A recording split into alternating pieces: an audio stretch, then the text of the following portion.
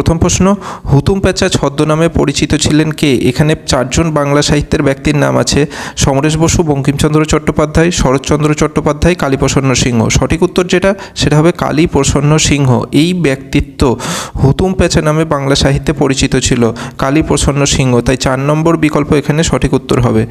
প্রশ্ন, কোন দেশের সেনাবাহিনী রেড আর্মি নামে পরিচিত? আমেরিকা, ফরাসি, ভারত না রাশিয়া? সঠিক উত্তর হবে রাশিয়া। রাশিয়ার আর্মি মানে রাশিয়ার সেনাবাহিনীদেরকে কিন্তু রেড আর্মি বলা হয়ে থাকে। তাই 4 নম্বর বিকল্প রাশিয়া সঠিক উত্তর হবে।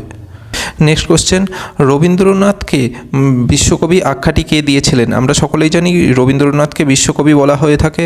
এখন এই বিশ্বকবি আখ্যাটা কে দিয়েছিলেন? ব্রহ্মবান্ধব উপাধ্যায়, মহাত্মা গান্ধী, ত্রিপুরার রাজা না রাজা রামমোহন রায়? সঠিক উত্তর যেটা সেটা হবে ব্রহ্মবান্ধব উপাধ্যায়। এই ব্যক্তিত্ব ব্রহ্মবান্ধব উপাধ্যায় রবীন্দ্রনাথ ঠাকুরকে বিশ্বকবি বলে আখ্যায়িত করেছিলেন। তাই 1 নম্বর বিকল্প এখানে কারেক্ট উত্তর হবে। নেক্সট কোশ্চেন, ইতিহাস থেকে দেয়া কোন মোগল রাজা আলমগীর বা জিন্দাপির নামে পরিচিত ছিল? বাবর, ঔরঙ্গজেব, শাহজাহান না জাহাঙ্গীর? সঠিক উত্তর যেটা সেটা হবে ঔরঙ্গজেব। ঔরঙ্গজেবকে জিন্দাপীর বলা হয়ে থাকে। মানে মুঘল সাম্রাজ্যের যতজন শাসক আছে তাদের মধ্যে ঔরঙ্গজেবকে আলমগীর বা জিন্দাপীর বলা হয়ে থাকে। তাই 2 নম্বর বিকল্প এখানে সঠিক হবে। পরের প্রশ্ন, রাবার কোথায় বেশি পাওয়া যায়? ভারতবর্ষের কোন রাজ্যে? অন্ধ্রপ্রদেশে, কেরালা, উত্তরপ্রদেশ না রাজস্থান? সঠিক উত্তর হবে কেরালা। দক্ষিণ ভারতের রাজ্য কেরালা। এই কেরালাতে সবথেকে বেশি পরিমাণে রাবার উৎপাদিত হয় ভারতের মধ্যে। এটা 1 নম্বর স্থানে রয়েছে। তাই এখানে 2 নম্বর যে বিকল্প কেরালা এটা সঠিক উত্তর হবে। নেক্সট কোশ্চেন, খুব গুরুত্বপূর্ণ প্রশ্ন, মানব দেহের সবথেকে বড় পরিপাক গ্রন্থি কোনটা? লালা গ্রন্থি, পাকস্থলী, যকৃৎ না ক্ষুদ্রান্ত? সঠিক উত্তর হবে যকৃৎ। যকৃৎ হচ্ছে মানব দেহের সবচেয়ে বড় গ্রন্থি। যকৃৎ 3 নম্বর বিকল্প কারেক্ট উত্তর হবে। পরে প্রশ্ন, ট্রাকিয়া কোন প্রাণীর শ্বাস অঙ্গ? আমাদের শ্বাস অঙ্গ যেমন ফুসফুস সেরকম ট্রাকিয়া এটা কোন প্রাণীর শ্বাস অঙ্গ?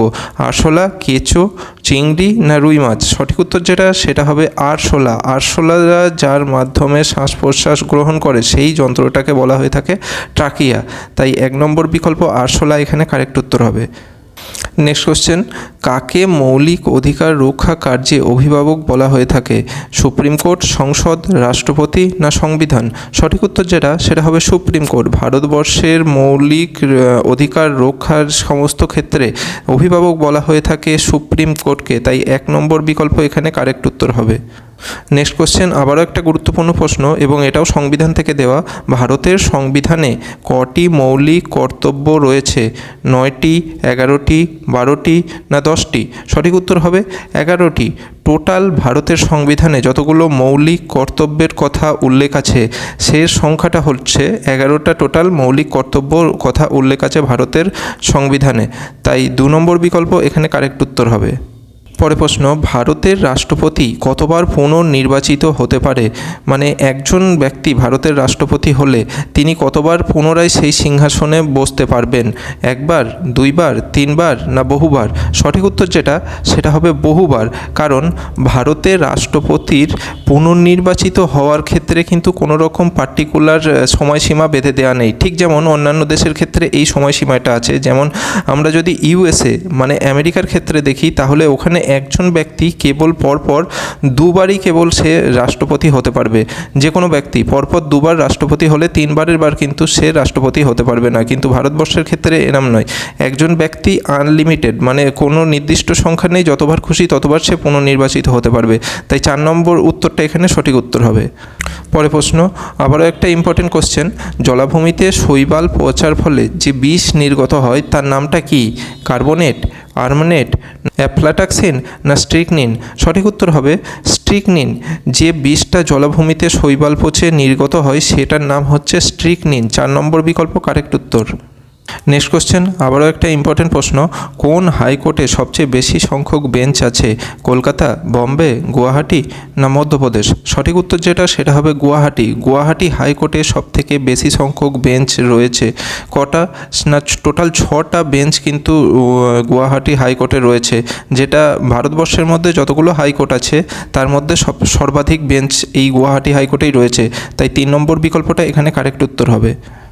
পরে প্রশ্ন, কোন রাজ্যে সবথেকে বেশিবার রাষ্ট্রপতি শাসন জারি করা হয়েছে? পাঞ্জাব, কেরালা, হিমাচল প্রদেশ নাকি কর্ণাটক?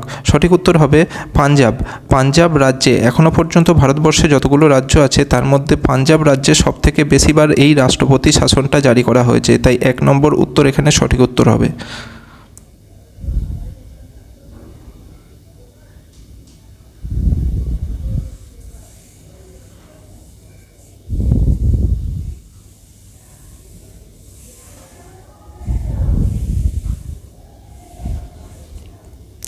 নেক্সট কোশ্চেন, সালাবাত মাহাতো সম্পর্কযুক্ত হলেন কিসের সাথে? ঝুমর, কীর্তন, গণসঙ্গীত, বাংলা বাউল গান? সঠিক উত্তর হবে সালবাত মাহাতো যুক্ত আছে ঝুমর নৃত্যের সাথে কিন্তু এই সালবাত মাহাতো যুক্ত আছে। 1 নম্বর বিকল্পটা এখানে কারেক্ট উত্তর হবে। পরে প্রশ্ন, প্রথম ভারতীয় মহিলা যিনি অলিম্পিকে পদক পান কে? আরতি সাহা, অঞ্জু ববি জর্জ, পিটি ঊষা নাকি মল্লেশ্বরী? সঠিক উত্তর যেটা সেটা হবে আরতি সাহা। আরতি সাহা হচ্ছেন প্রথম ভারতীয় মহিলা যিনি অলিম্পিকে পদক অর্জন করেছিলেন, তাই 1 নম্বর বিকল্পটা এখানে কারেক্ট উত্তর। পরে প্রশ্ন, 2018 সালে 13তম সাউথ এশিয়ান গেমস কোথায় অনুষ্ঠিত হয়েছিল? নেপালে, ভুটানে, শ্রীলঙ্কা না বাংলাদেশ? সঠিক উত্তর হবে নেপালে। 2018 সালে 13তম সাউথ এশিয়ান গেমস এই নেপাল দেশে অনুষ্ঠিত হয়েছিল, তাই 1 নম্বর বিকল্পটা এখানে সঠিক উত্তর হবে। পরে প্রশ্ন, আবারও একটা গুরুত্বপূর্ণ প্রশ্ন, জিএসটি বিল সংবিধানের কততম সংশোধনী বিল ছিল? 112তম, 111তম, 118তম না 122তম? সঠিক উত্তর হবে 122তম সংবিধান সংশোধনী বিল ছিল জিএসটি বিল। এই যে জিএসটি বিল সংবিধানে পাশ করা হয়েছিল, এই বিলটা সংবিধান সংশোধনের মাধ্যমে কিন্তু পাশ করা হয়েছিল, আর যে সংবিধান সংশোধনটা করা হয়েছিল সেটা ছিল 122তম সংবিধান সংশোধন, তাই 4 নম্বর বিকল্পটা এখানে কারেক্ট উত্তর হবে। পরে প্রশ্ন, হাইকোর্টের বিচারকদের নিয়োগ করেন কে? রাজ্যপাল, রাষ্ট্রপতি, মুখ্যমন্ত্রী না রাজ্যের আইনমন্ত্রী? সঠিক উত্তর হবে রাষ্ট্রপতি। রাষ্ট্রপতি নিয়োগ করে থাকে রাজ্যের হাইকোর্টের যে সমস্ত বিচারক আছে সেই সমস্ত বিচারকদের নিয়োগ করে থাকে রাষ্ট্রপতি, তাই 2 নম্বর বিকল্প এখানে কারেক্ট উত্তর। পরে প্রশ্ন, একটা কমন কোশ্চেন, লাক্ষাদ্বীপ ও মিনিকয়ের রাজধানী কোনটা? পোর্ট ব্লেয়ার, সিলভাসা, চণ্ডীগড় না কাভারাত্রি? সঠিক উত্তর যেটা সেটা হবে কাভারাত্রি। কাভারাত্রি হচ্ছে লাক্ষাদ্বীপ আর মিনিকয় এদের রাজধানী, 4 নম্বর বিকল্প এখানে সঠিক উত্তর হবে। নেক্সট কোশ্চেন, নেপালের সর্বোচ্চ পর্বতশৃঙ্গ কোনটা? কারাকোরাম, কাঞ্চনজঙ্ঘা, নন্দাদেবী না মাউন্ট এভারেস্ট? সঠিক উত্তর হবে মাউন্ট এভারেস্ট। নেপালের সর্বোচ্চ শৃঙ্গ মাউন্ট এভারেস্ট। এটাই কিন্তু এই মাউন্ট এভারেস্ট কিন্তু আরেকদিকে পৃথিবীর সবথেকে উচ্চতম শৃঙ্গ। ঠিক পৃথিবীর যেমন উচ্চতম শৃঙ্গ, ঠিক নেপালের উচ্চতম শৃঙ্গ হচ্ছে মাউন্ট এভারেস্ট, কারণ এই মাউন্ট এভারেস্টটা নেপালের মধ্যেই অবস্থিত।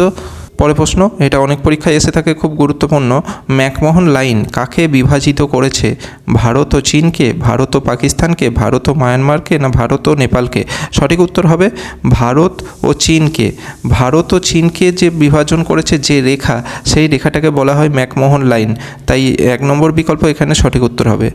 পরে প্রশ্ন, প্রদত্ত সংখ্যা সারিতে শূন্যস্থানে উপযুক্ত সংখ্যা বসিয়ে পূরণ করুন। এখানে একটা সংখ্যা সারি দেওয়া আছে, সেখানে একটা শূন্যস্থান দেওয়া আছে, এখানে কোন সংখ্যাটা বসবে?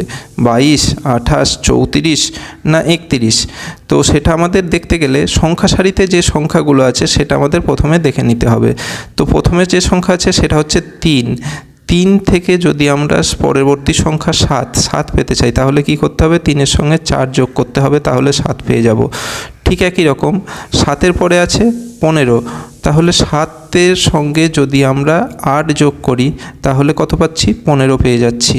ঠিক একই রকম তাহলে আমরা কি পেলাম? প্রথমে যোগ করলাম 4, তারপরে 4-এর ডবল সংখ্যাটা কিন্তু আমাদের যোগ করতে হলো, মানে 8 যোগ করতে হলো। ঠিক একই রকম 8-এর ডবল কত? 8-এর ডবল হচ্ছে 16 যদি আমরা 15-র সাথে যোগ করি তাহলে কত পাচ্ছি? 31 পেয়ে যাচ্ছি। ঠিক একই রকম 16-এর ডবল কত? 16-এর ডবল হচ্ছে 32কে আমরা যদি যোগ করি 31-এর সঙ্গে তাহলে আমরা পরবর্তী যে সংখ্যা মানে এই সংখ্যাটা পেয়ে যাচ্ছি, 63 পেয়ে যাচ্ছি। আবার 32-এর ডবল হচ্ছে 64কে যদি আমরা যোগ করি 63-র সঙ্গে তাহলে আমরা কত পাচ্ছি? 127 পেয়ে যাচ্ছি। তাহলে বোঝা গেল প্রথমে যে সংখ্যাটা হলো 4, তার প্রত্যেকবার তার ডবল করে করে আমরা পরবর্তী সংখ্যাগুলো কিন্তু পেয়ে গেলাম। তাহলে 15 আর 16 যোগ করে যে সংখ্যাটা পাওয়া গিয়েছে এটা কিন্তু শূন্যস্থানে বসবে, মানে 4 নম্বর যে বিকল্প সেই 4 নম্বর বিকল্পটা এখানে কারেক্ট উত্তর হবে।